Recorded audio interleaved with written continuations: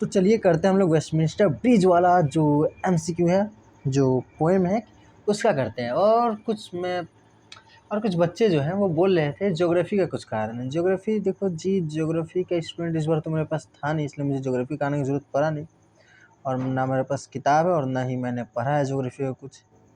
तो मैं सेमेस्टर 2 करवा दूंगा आप लोगों को, बस इस बार थोड़ा मैनेज कर लीजिए, ठीक है। सेमेस्टर 2 हमारे साथ बने रहिएगा, ठीक। तो हम लोग देखते ही वाला क्या है, composed upon Westminster Bridge is, ये क्या है, एक सोनेट है। सोनेट क्या होता है, एक 14 लाइन का कविता होता है, उसको सोनेट कहा जाता है, ठीक। तो आप लोग कविता को गिनिएगा, हम जब कविता को समझाएंगे अच्छे से, जब कविता समझाएंगे तो उसमें गिनवा देंगे, वो 14 को होता है, ठीक है। तो ये क्या है, एक सोनेट है, ठीक। वे upon Westminster Bridge is an example of Petrarchan sonnet. अब देखिए पेट्रार्चन सोनेट क्या होता है, जिसमें क्या होता है, A B B A pattern होता है। अब ये भी हम आपको समझा देंगे, जब हम कविता समझाएंगे तब पेट्रार्चन सोनेट क्या होता है वो भी समझा देंगे, ठीक। पेट्रार्चन सोनेट ये 14 लाइन का कविता होता है, जिसका सामने का 6 line A B B A, 8 line A B B A और फिर लास्ट का 6 लाइन सीढ़ी सीढ़ी सीढ़ी, या फिर एक और पैटर्न होता है उसको बोलते हैं हम लोग पेट्रार्चन सोनेट, ठीक। तो इसको अब ये हम लोग देख रहने दो, जब कविता पढ़ेंगे तो हम लोग समझेंगे अच्छा से पेट्रार्चन सोनेट क्या होता है। द पोएम वॉज कंपोज्ड, ये जो है मैंने कविता में भी लिखा हुआ है सबसे ऊपर में, कब कंपोज हुआ था, कब लिखा गया था, 3 सितंबर 1802 में, ठीक है। सबसे पूरे हेडिंग में ही लिखा हुआ है किताब में। विलियम वर्ड, ये इंपॉर्टेंट क्वेश्चन हो जाता है, ठीक है, इसको ध्यान से देखिएगा, पेट्रार्चन सोनेट भी इंपॉर्टेंट हो जाता है, okay. William Wordsworth wrote this poem when he was going to France, ठीक। अच्छा, ये वाला पीडीएफ आप लोगों को कहाँ पे मिलेगा, तो पीडीएफ आप लोगों को मिल जाएगा मेरे टेलीग्राम चैनल पे। टेलीग्राम चैनल मेरे ये यूट्यूब चैनल को ही थोड़ा सा देखिए अंदर जाके, तो वहाँ पर टेलीग्राम चैनल का लिंक मिल जाएगा क्लास 11 का, ठीक। तो उसी में आपको मिल जाएगा, तो उसमें आप लोग देख लीजिएगा, उसमें ये पीडीएफ दे दिया गया है। William Wordsworth wrote poem when he was going to, ये जब फ्रांस जा रहे थे ना तब लिखे थे, ठीक। और ये पीडीएफ भी मेरा बनाया हुआ नहीं है, ये पीडीएफ जो है ये वेस्ट बंगाल HS नोट्स नाम का एक वेबसाइट है, वहाँ से लिया गया है। तो आप लोग को इसमें और ज़्यादा था, मैंने उसको कम करके यहाँ पर दिया हुआ है, तो आप लोग वो वेबसाइट भी देख सकते हैं। ये पीडीएफ मेरा बनाया हुआ नहीं है, मैंने बस स्क्रीनशॉट लेके आया। William Wordsworth was a famous romantic poet, ठीक है। तो ये रोमांटिक पोएट के कुछ निशानियाँ हैं, जो लोग इंसान के बारे में ज़्यादा लिखता है ना, कि इंसान का अच्छा होना चाहिए, नेचर के बारे में लिखता है, इंसान के बारे में लिखता है, उन लोगों को रोमांटिक पोएम कहा जाता था। आप लोग जो सोच रहे हो वो रोमांटिक पोएम नहीं है। रोमांटिक पोएट जो नेचर वेचर के बारे, ये तो कविता में नेचर के बारे में लिखा हुआ है, तो ये होता है रोमांटिक पोएट। मैंने भी जब 11 क्लास में ये पढ़ा था ये सब, कि रोमांटिक पोएट, तो मैंने भी यही सोचा जो आप लोग सोच रहे हैं, लेकिन ऐसा नहीं था, ठीक। तो उसके बाद the metre use in this poem, देखो जो कविता होता है, कविता में कुछ अलंकार होते हैं, कुछ लय होता है। तो ये जो अलंकार है, ये अंग्रेजी में इसको मीटर कहा जाता है। ये कौन सा मीटर इस कविता में यूज हुआ है, इयाम्बिक पेंटामीटर, ठीक। इयाम्बिक पेंटामीटर क्या होता है, इसको देखो, इयाम्बिक पेंटामीटर में पहला शब्द जो होता है, अगर 2 शब्द है, ठीक, पहला शब्द हल्का और दूसरा शब्द भारी होता है, जैसे घर चले ना, इसमें तो घर भारी शब्द है, दूसरा तो पहला शब्द भारी होता है, पहला शब्द हल्का और दूसरा शब्द भारी होता है, ठीक। एग्जाम्पल भी तो याद नहीं आ रहा है, तो इयाम्बिक पेंटामीटर, तो जब कविता पढ़ेंगे तो हम लोग मैं समझा दूंगा, तो इतना लेकिन अभी याद रख लेना है कि कौन सा मीटर यूज हुआ है, इयाम्बिक पेंटामीटर यूज हुआ है, ठीक है। इयाम्बिक पेंटामीटर अलग ही नाम है। The poem was first publish, तो ये पोएम कब पब्लिश हुआ था, 1860 में, इम्पॉर्टेंट है ये रहा। The rhyme scheme of the first 8 lines, तो पहले का 8 लाइन्स आपको बताया, जो पर क्या होगा, ABBA। अब ये भी कविता पढ़ाएंगे तो समझाएंगे ABBA क्या है। कल ही आ जाएगा, आज 14 सितंबर है, कल ख़त्म करा देंगे, सारा कहानी वहानी भी सुना देंगे। लेकिन ग्रामर आप लोग देख लीजिएगा, यूट्यूब में बहुत सारा वीडियो होगा, मिलियंस व्यूज़ में, वो वहाँ से ग्रामर देख लीजिएगा, ठीक। ग्रामर के लिए बहुत सारे टीचर हैं। The rhyme scheme of the sestet और द लास्ट 6 लाइन्स।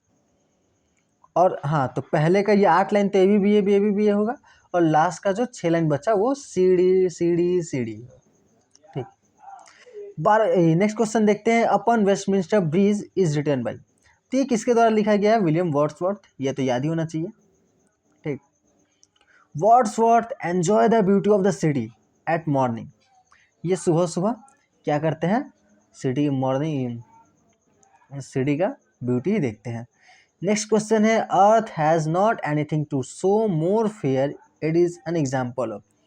अब ये किसका एग्जाम्पल है कि जो पृथ्वी है, पृथ्वी इससे सुंदर कभी नहीं हुई। ये सुबह सुबह जाके लंदन के ब्रिज पर जाकर देख रहे हैं, इतना सुहावना मौसम, इतना हवा बह रहा है, इतना पानी का लहर कितना अच्छा है, एकदम साफ सुथरा, और ये धूप कितना बढ़िया खिला हुआ है। तो ये सोच रहे इससे सुंदर तो पृथ्वी के पास और कुछ है ही नहीं। तो ये होता है हाइपरबोल का एक एग्जाम्पल है। हाइपरबोल क्या होता है कि किसी भी चीज़ को बढ़ा चढ़ा के कहना, और उसको थोड़ा कॉमेडी वे में कहना। तो यहाँ पे कॉमेडी वे तो नहीं है, लेकिन बढ़ा के कहा गया है, ठीक। जैसे इसका एक एग्जाम्पल हो जाएगा कि मुझे इतनी भूख लगी है कि मैं एक हाथी भी खा जाऊँ। मैंने हाथी खाने का चीज़ नहीं है, मैं एग्जाम्पल दे रहा हूँ कि मुझे इतनी भूख लगी है कि मैं हाथी भी खा जाऊँ। इतना बढ़ा के बोलेगा तो खा पाएगा नहीं, लेकिन बढ़ा चढ़ा के बोल रहा है, ठीक। तो इसको ये है हाइपरबोल का एग्जाम्पल। नेक्स्ट क्वेश्चन है, earth has not anything to show more fair. तो ये भी एक एग्जाम्पल है हाइपरबोल का, ठीक, कि पृथ्वी के पास इससे सुंदर और कुछ नहीं है। The earth has no anything. ओ अच्छा, ये सेम क्वेश्चन आ गया दो बार। According to the poet, earth has not anything to show more fair, ठीक, इससे सुंदर दिखाने के लिए और कुछ नहीं है। Everything in the city looks bright as the air is smokeless. क्या है? तो everything in the city looks bright as the air is smokeless, ठीक है। ये कविता वविता पढ़ेंगे तो और अच्छा डिटेल में समझ में आ जाएगा। हम तो पहले MCQ करा रहे हैं, फिर कविता कराएंगे, अगर हम ताकि MCQ ज़्यादा आप लोग को याद रहे, ठीक है। तो earth has not anything to show more fair, तो क्या हो जाए? The sight of London in the morning. ये एग्जाम्पल की जो ऑप्शन रहेगा, ऑप्शन के अनुसार क्या करेंगे हम लोग? आंसर खोजेंगे, ठीक। The city wears garment of, तो क्या हो जाएगा? Morning beauty. तो ये जो पूरा शहर था, शहर का ऊपर जो सूर्य का रोशनी पड़ता है ना, सूर्य का किरण पूरा शहर का ऊपर, तो पूरा शहर चमक उठता है। तो वही लग रहा है कि कोई एक कपड़ा पहना हुआ है, जो पूरा लंदन सिटी है वो एक कपड़ा पहना हुआ है, तो उसी को गारमेंट कहा गया कि बहुत सुंदर सा कपड़ा पहना हुआ। वो किसका कपड़ा है? तो सुबह की रोशनी, वही सूरज की किरण का कपड़ा है, ठीक। मॉर्निंग ब्यूटी जिसको कहा जा रहा है। The morning beauty has been described by the poet as the garment of the city. Same question है, लेकिन ऑप्शन अलग है, क्वेश्चन का पैटर्न अलग है। ऑल ब्राइट एंड ग्लिटरिंग, नहीं, all bright and glittering the reason behind this is. तो जो वहाँ का मौसम है बहुत ही अच्छा है, चमकदार है, ब्राइट है, और बहुत ही अच्छा चमक रहा है। इसका रीज़न क्या है? कि जो हवा है बहुत साफ़ है, और जो सुबह है वो सनी मॉर्निंग है, ठीक। The poet was watching the beauty of the city from a bridge. वो ब्रिज पर है, कौन से ब्रिज पर? वेस्टमिंस्टर ब्रिज पर है, और वहाँ से वो क्या कर रहे हैं? देख रहे हैं पूरे शहर का ब्यूटी। तो हावड़ा ब्रिज पर भी आप लोग गए होंगे, तो आप लोग देखे होंगे कितना सुंदर लगता है, ठीक।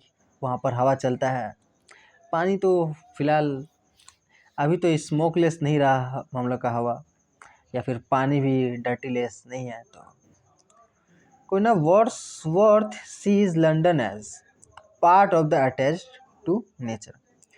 तो वर्ड्सवर्थ लंदन को कैसे देखते हैं कि ये क्या है? लंदन सिटी नेचर के साथ अटैच्ड है। Next question, the river glideth at his own sweet will. The figure of the speech use for personification. Personification होता है कि किसी भी चीज़ का मानवीकरण कर देना। मानवीकरण माने कि मानवीकरण माने हम लोग जैसे पानी की कहानी 8 क्लास में था, आपको तो याद नहीं होगा पानी की कहानी।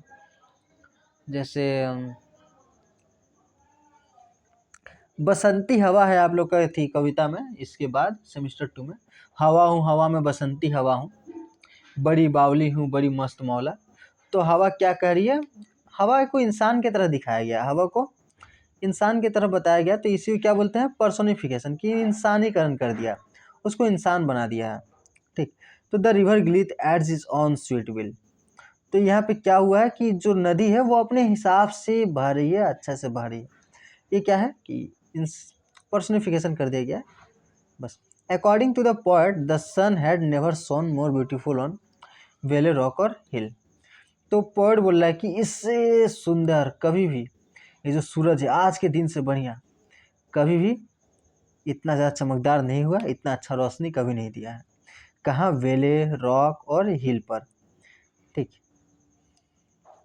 The river glideth, the meaning of the word glideth. Glideth का मतलब होता है moving in an easy manner, कोई बड़ी आराम से आगे चल रहा है, आस्ते आस्ते धीरे धीरे, उसको हम लोग क्या बोलते हैं? ग्लिथ। ठीक। और the river glideth at his own sweet will. तो ये कौन सा नदी के बारे में कहा जा रहा है? थेम्स नदी के बारे में कहा जा रहा है। ठीक है, कौन सा नदी? थेम्स नदी। जैसे हम लोग के यहाँ पे गंगा नदी फेमस है, वैसी इंग्लैंड में कौन सा नदी फेमस है? थेम्स।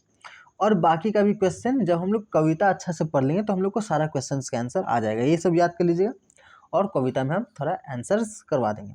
ठीक है, तो बस वेस्टमिंस्टर ब्रिज के लिए इतना ही।